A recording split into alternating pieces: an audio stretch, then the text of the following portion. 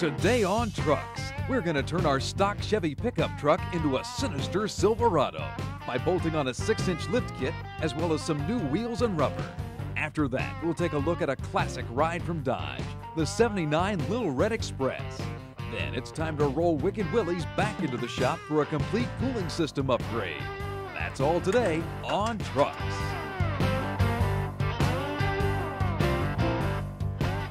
Hey everybody, welcome to the Truck Shop. We appreciate you hanging out with us.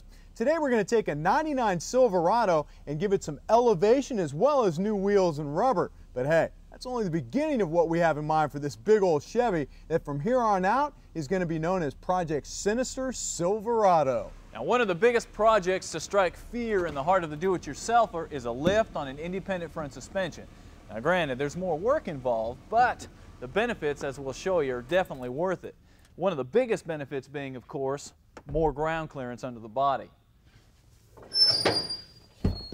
We're also going to up the clearance under the truck because we'll be able to put much bigger tires on it, not to mention increased approach and departure angles due to the raised bumper height. And let's face it, a 6-inch lift is definitely going to give us the stance we want for Project Sinister Silverado.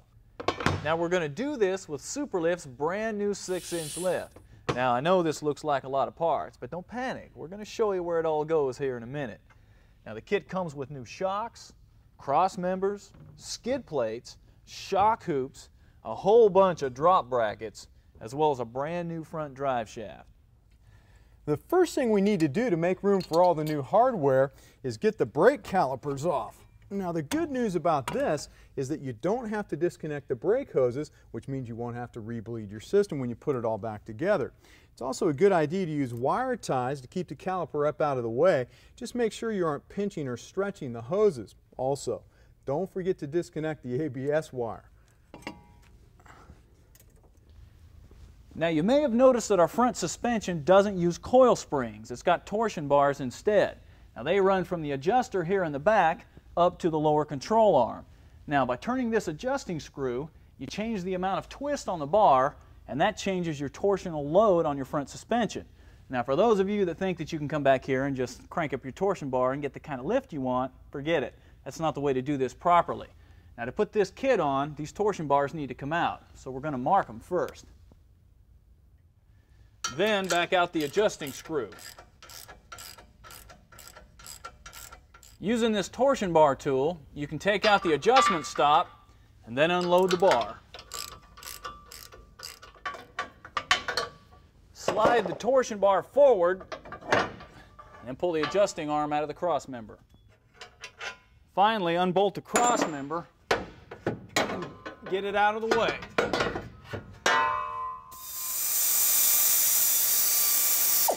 In order to free up the differential, we have to unbolt the axles, disconnect the electrical, and vacuum tube before you can undo the drive shaft. Once you have the rear cross member out of the way, you can roll a jack under the differential.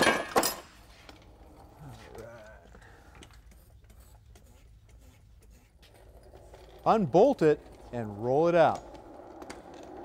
Now we can deal with this steering linkage. All we need to do here is knock off these tie rod ends.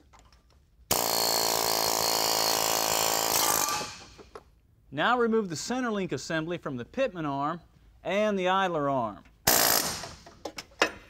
Now keep in mind you have to reuse these parts, so don't just toss them in the garbage or you'll be cussing yourself and us later on. Now that Stace has the center link and the sway bar undone, it's time to lose these control arms. But first I need to pop the shocks off as well as these bump stops. Then with the jack in place, I can undo the lower control arm bolts, followed by the upper control arm bolts. Now these things aren't that heavy, but they are awkward, so an extra set of hands is always helpful here. One of the neat things about this kit is you don't have to do any welding. However, you do have to do some cutting. So using a plasma cutter or a torch, cut off this lower differential mount here on the driver's side.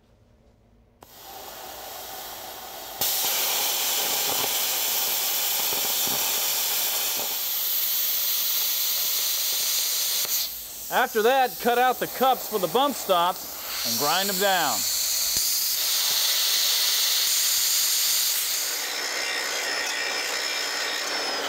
You'll also need to do some grinding on the front and rear upper control arm brackets and a little on the tip of the pitman arm. Finally, chisel off the rivets that hold the old torsion bar crossmember bracket. Now, don't screw these up because you got to use them again later on. Believe it or not, we can start putting this thing back together. First up is the sway bar, which goes in the factory position with the ends inverted so they step down instead of up. Then you can install the factory link to the Superlift center link and hang everything from the pitman and idler arms. The differential drop brackets are next. Now these babies go right to the factory bolts. Now we can wrestle the differential into place. Now if I've calculated this right, Mel has the heavy end. Thanks, pal. Now we're going to leave these bolts a little loose so we can adjust them later on. With the differential loosely bolted into place, we're ready for the control arm brackets, but first we're going to slide this hoop for the shocks into the frame mounts. Then we can mount the upper control arm bracket as well as the lower control arm bracket through the factory holes. With the center link mounted to the new front cross member, I'm going to bolt this cross member in between these two brackets we just put in. Then we'll connect the steering stabilizer up to the center link. Now that Stace has the front cross member secure, we can work on the rear. With the lower control arm brackets already in place, it just bolts right up. After you hook up your electrical and vacuum lines, tighten everything down. We got to take a break. Trucks will be back after this. Later on Trucks, we'll show off a Dodge pickup that could run with the fastest production vehicles of its time. But first, we need to finish giving our Silverado its sinister stance.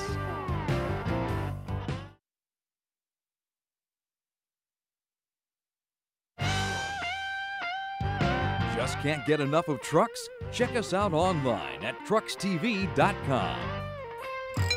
Thanks for hanging with us, everybody. We've already got the front and rear cross members in place on our 6-inch Superlift.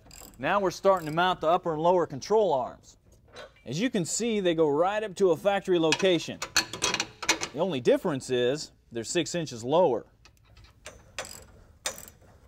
To keep our suspension from moving around on us when we hit the trail, the kit comes with these kicker braces that run from the rear cross member back to the cross member for the tranny. Now the brakes, tie rod ends, and axle shafts all go back to where they originally came from. Now what's different is this sway bar drop bracket. It extends the end links to make up for the lift. Now we're ready for the shocks. One of the cool things about this setup is it uses dual shocks for increased performance on road and off. Now we can deal with the torsion bar cross member. Now these factory brackets that you made sure not to screw up bolt right into this lowering bracket that comes with the kit. After that, remount the cross member and then the torsion bars using the marks you made earlier. While Stace is hooking up our brand new drive shaft, I can put the finishing touches on the front end, which are these skid plates. Now, if you have to ask what these are for, you probably shouldn't be driving a truck off-road. Now that we've taken the fear factor out of lifting an independent front suspension, we can get started on the rear. Now Superlift's got a couple options on this. You can get the full lift out of brand new leaf springs, or you can use lift blocks like we're going to do. First thing we need to do is get a jack under the pumpkin for support. Then you can undo the shocks and pop off the U-bolts before dropping the axle down to make room for the new Superlift blocks that sit right on top of the factory block. Now you do need to do some modifications to the rear brake lines and the emergency brake cable. I took this stock bracket from the top of the frame rail, rebent the hard line, and then remounted it to the bottom of the frame rail. This gives you plenty of slack in your hose.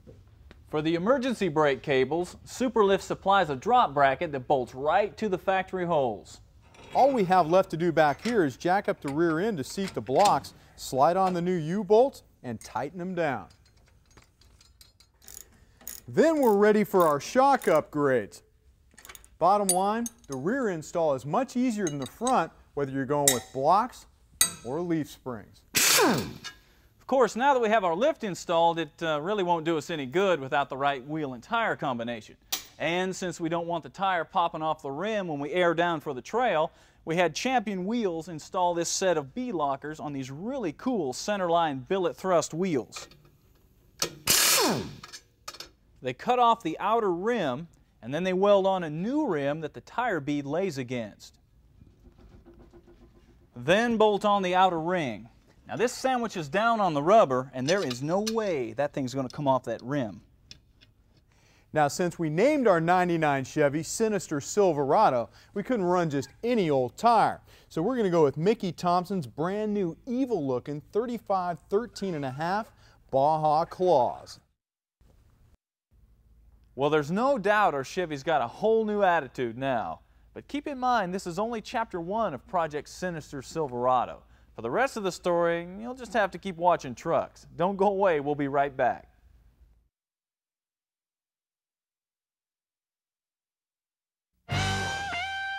For more information about trucks, check us out online at truckstv.com. Thanks for hanging with us, everybody.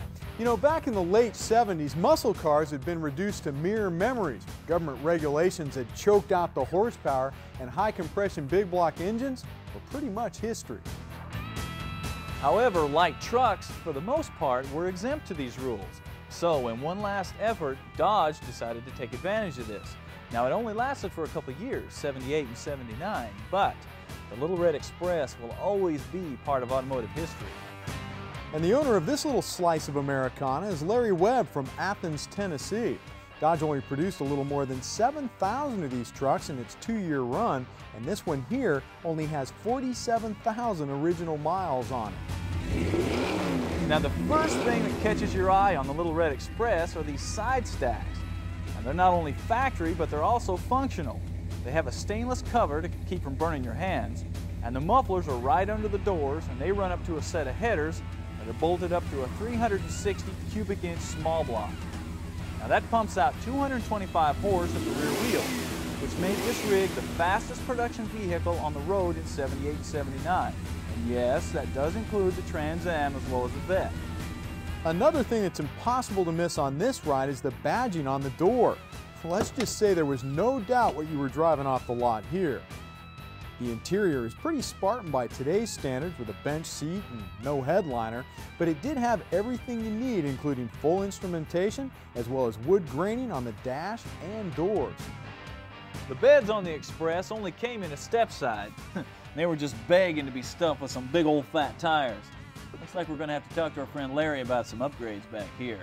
Although he probably won't want to lose these original wheels, because that's about the hottest thing you could get back then. Dodge definitely wasn't afraid to hang a little wood on the Little Red truck, and I do mean wood. No fake plastic stick-ons here. They covered the outside of the bed and the back of the tailgate with 1/2-inch oak inserts. And if that wasn't enough, they also laid down 1-inch planks in the bed. This exterior package, the designers at Dodge wrapped around a hot 360 motor, beefy transmission, and a 350 gear in the rear, was just the beginning of what's become the sport truck movement we know today. Bottom line, the Lil Red Express understood that all work and no play wasn't good, even for a truck.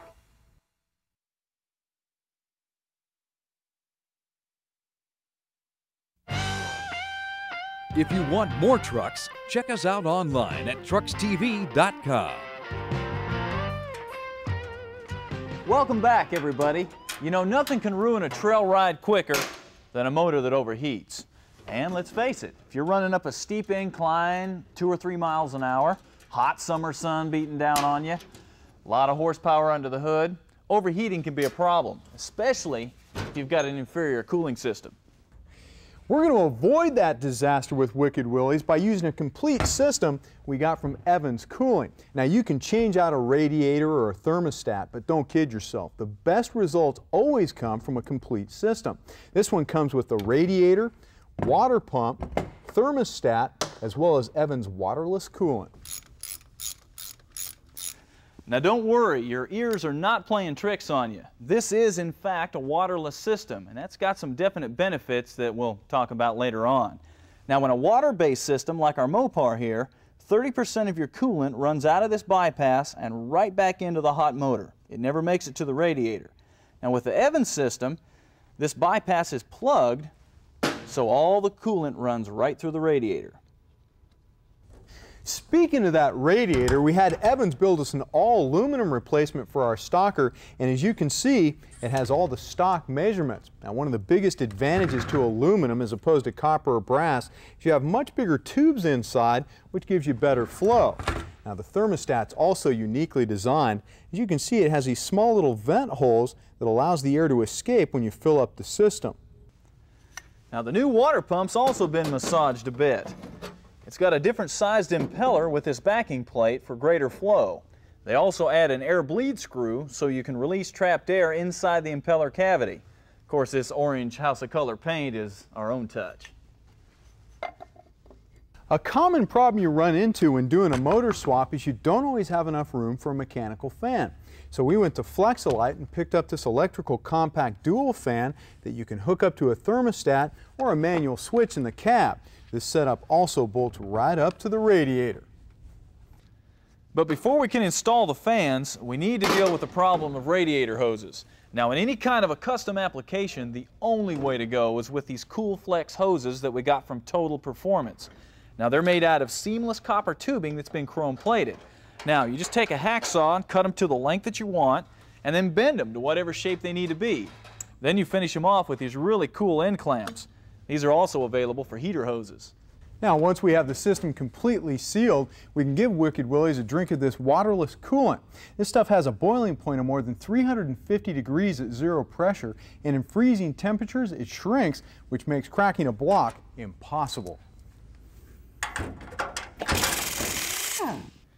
If you work on trucks long enough, eventually you're going to break off a bolt. And there's nothing worse than feeling a bolt get looser when it's supposed to be getting tighter. Now keep in mind, most bolts are held in place by tension on the bolt head itself. Now once that's broken off, there's little or no tension on the remaining threads.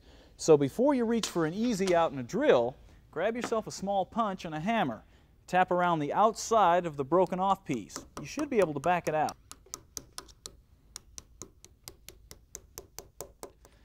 This can save you hours of needless frustration.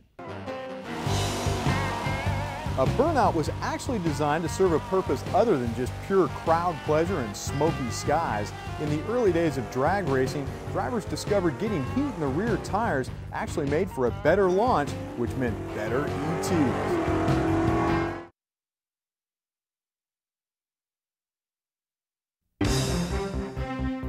And now truck gear, parts, tools, and equipment for pickups and sport utilities. Now, depending on the lift you put on your truck, you'll need a place to mount up to a 44-inch spare. And since under the bed's not an option, a really cool look is in the bed itself. This spare tire mount from RJR Products with its all-steel construction allows you to do just that. You can also lock your spare in place to prevent theft. But if you need to put your truck to work, the mount's removable. The RJR spare tire mount runs about $220. When it comes to bed liners, you've got the plastic drop-in kind and, of course, the spray-in kind. Well, Wise Industries has their own approach to this with what they call the bed rug. Now, this is made out of a polyester carpet that's bonded to a closed-cell foam, which is waterproof, so it withstands the elements. Now, this liner fits the inside of your bed like a glove and installs in just a few minutes and pops out even quicker if you need to wash it. Take care of the business end of your truck or SUV with a bed rug for about $400. Spend any time with your vehicle off-road and you're bound to need some trail-side repairs. That's not going to be a problem if you have a Leatherman. The Super Tool comes complete with pliers, Phillips and standard head screwdrivers, knives, and just about anything else you might need to complete repairs that can put an end to a great day on the trail. The Leatherman comes with a 25-year guarantee and goes for about $80. That's going to do it for truck gear. Here's a preview of next week's show. It's the installation of a supercharger on a 98 S10. will blow your mind by squeezing V8 horsepower out of a 4.3 V6. After that, we'll take you for a ride with off-road legend Walker Evans and the Championship Off-Road Racing Series before heading back to the shop to help you out with some vintage upgrades. That's all next week on Trucks. That's going to do it for this week's show. Thanks for being with us. We look forward to trucking with you again next week.